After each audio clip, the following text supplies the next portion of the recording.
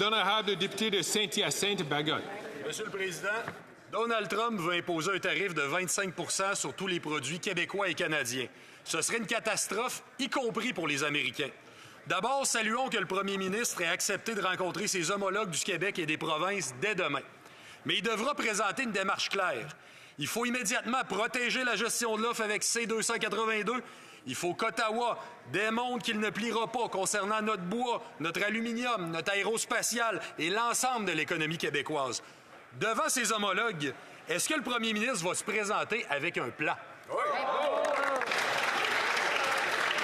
L'honorable ministre de l'Innovation. Monsieur le Président, je remercie mon collègue pour son importante question. Comme l'a indiqué le premier ministre plus tôt, Monsieur le Président, il y aura une rencontre avec les premiers ministres, dont le premier ministre Legault. Et évidemment, Monsieur le Président, on se tiendra toujours debout pour nos travailleurs dans le domaine de l'aérospatial, pour nos travailleurs dans le domaine de l'aluminium, pour l'industrie, par exemple, des batteries qui est naissante au Québec, Monsieur le Président. C'est clair que maintenant, ce qu'on doit faire, c'est pas la panique, Monsieur le Président, mais c'est de travailler avec Équipe Canada, de mettre de l'avant les avantages comparatifs du Canada et de s'assurer qu'on défend l'ensemble de nos industries et l'ensemble de nos travailleurs.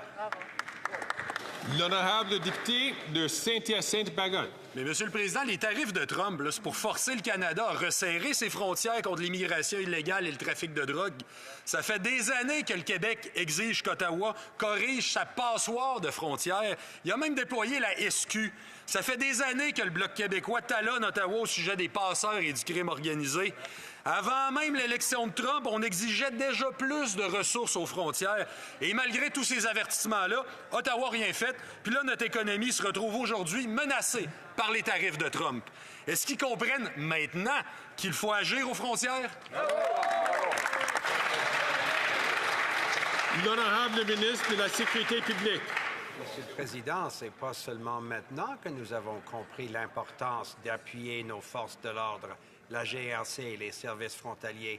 C'est précisément ce que nous avons fait depuis les 9 dernières années.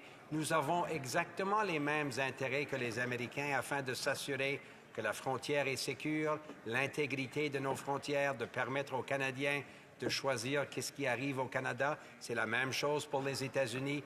Il y a une histoire de collaboration quotidienne avec les Américains et c'est précisément ce que nous allons continuer de faire. L'honorable député de Saint-Hyacinthe-Bagot. Et là, il va falloir que le premier ministre annonce qu'il prend enfin ses responsabilités aux frontières. Il va falloir qu'il annonce comment il va boucher les trous de sa passoire frontalière d'ici janvier. C'est le strict minimum, après avoir abdiqué ses responsabilités, malgré les avertissements répétés des Québécois. Les passeurs et le crime organisé font la pluie et le beau temps aux frontières depuis des années.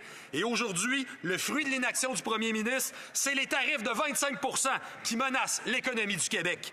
Est-ce que le premier ministre va enfin annoncer qu'il déploie des ressources suffisantes aux frontières? L'honorable ministre de la Sécurité publique. Monsieur le Président, encore une fois, nous avons toujours appuyé des ressources suffisantes pour appuyer le travail extraordinaire que font la GRC, les services frontaliers, avec leurs partenaires dans les corps policiers, que ce soit la Sûreté de Québec au Québec, que ce soit leurs partenaires américains. Et bonne nouvelle, Monsieur le Président, nous allons continuer de s'assurer qu'ils ont les technologies et le personnel nécessaire et nous allons appuyer davantage ces technologies et ces personnels-là pour s'assurer qu'ils puissent continuer à faire le travail qu'ils font déjà d'une façon exceptionnelle.